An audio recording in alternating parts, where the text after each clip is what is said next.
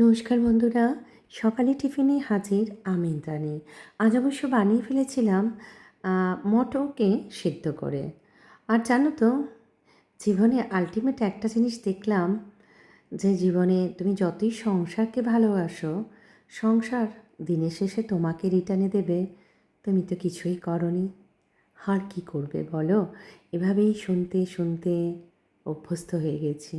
জীবনটার বাকি অর্ধেকটা সময় যতদিন রেখেছেন ঈশ্বর, ঠিকভাবে এভাবে চললেই সবথেকে আনন্দে থাকি। আর কি একটা কড়া নিলাম, নেওয়ার পর তার মধ্যে একটু জিরে ফোড়ন দিলাম, একটু আদা কুচি দিলাম, আর যেটা দিলাম একটু আমচুর পাউডার। বন্ধুরা, আমচুর পাউডারটা দেওয়াতে এই মটরটার স্বাদটাই পাল্টে যাবে, বেশ একটু টক টক আর টেস্টি হয়।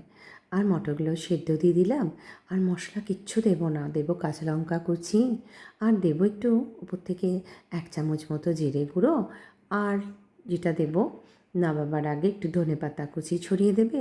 কেউ যদি মনে করো টমেটো কুচি দেবে সেটাও দিতে পারো, আবার কেউ যদি মনে করো পেঁয়াজ কুচি দেবে সেটাও করতে পারো। আমি অবশ্য কিছুই দিইনি, এটা একদম সেদ্ধর মধ্যেই রেখেছিলাম।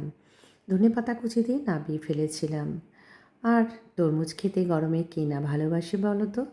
আমি তো ভীষণ ভালোবাসি, তাই তরমুজের জুস বানিয়ে ফেললাম। আর সুজি, আপেল, একটা রুটি, আর ছিল এই মটর সেদ্ধটা। তোমাদের কেমন লাগলো? অবশ্যই বানিও এইভাবে আমচুর দিয়ে, আর খেয়েও খুব ভালো লাগবে, ছোট বড় সকলে। টাটা।